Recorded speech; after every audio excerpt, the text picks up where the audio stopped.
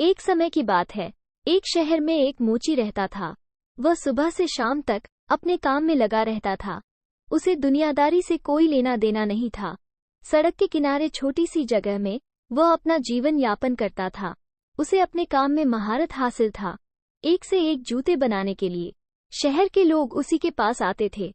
एक बार वह अपने काम में लगा हुआ था, तभी एक सन्यासी अपने लिए जूते बनवाने का विचार लेकर उसके पास आया। उसके कपड़े फटे हुए थे और उसकी हालत भी अच्छी नहीं दिख रही थी। मोची ने सन्यासी से कहा, बाबा, जूतों के लिए चमड़ा तो आपको ही देना पड़ेगा, मेरे पास नहीं है। आप चमड़ा लाए हैं। सन्यासी ने एक पेड़ की छाल मोची को दे दी और कहा, तुम इसके जूते बनाओ। मोची ने जैसे ही पेड़ की छाल को स्पर्श किया, वह सोचने लगा कि यह तो चमड़े से भी मजबूत है। वह सन्यासी से पूछ बैठा, किस पेड़ की छाल है ये? लेकिन सन्यासी ने उसकी बात का कोई जवाब नहीं दिया और मुस्कुराते हुए कहा, मुझे शीघ्र निकलना है, तुम अपना काम प्रारंभ करो। तभी मोची अपने कार्य में लग गया और कुछ घंटों की मेहनत के बाद मोची ने सन्यासी के लिए शानदार जूते बना देता है। मोची खुशी से सन्यासी को जूते पहनने के लिए बुलाता है।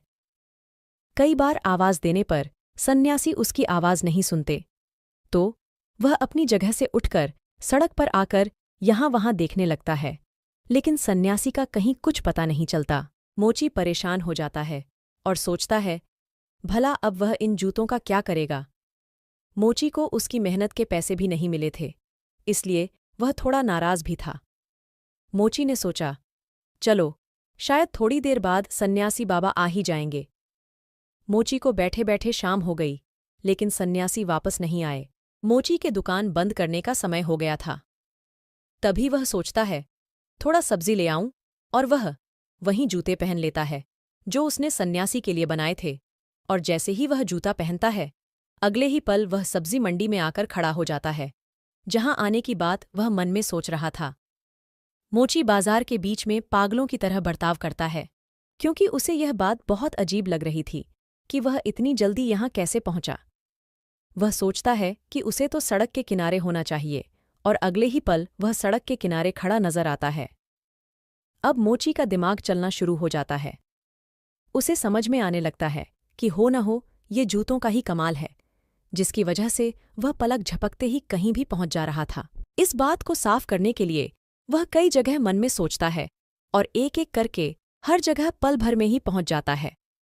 उसकी खुशी का कोई ठिकाना नहीं था, मानो उसने जीवन में सब कुछ पा लिया था।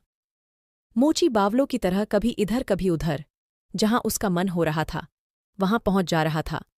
तभी मोची इच्छा करता है कि वह खूबसूरत घर में पहुंच जाए। वह जूतों के चमत्कार से पलक झपकते ही वहां पहुंच जाता है। घर की सुंदरता देखकर वह खुशी से झूमने लगता है। ऐसा लगता है मानो यह घर उसी के लिए बना हो। वह डाइनिंग टेबल में रखें अखबार को उठाकर पढ़ने लगता है।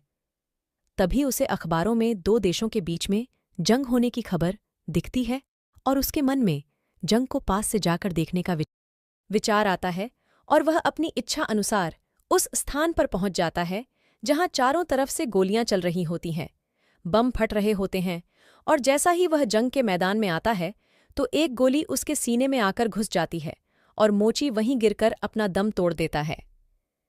मोची के बिना सोचे समझे किए गए विचार की वजह से उसका जीवन खत्म हो जाता है। और इस तरह एक जादुई कहानी का अंत हो गया।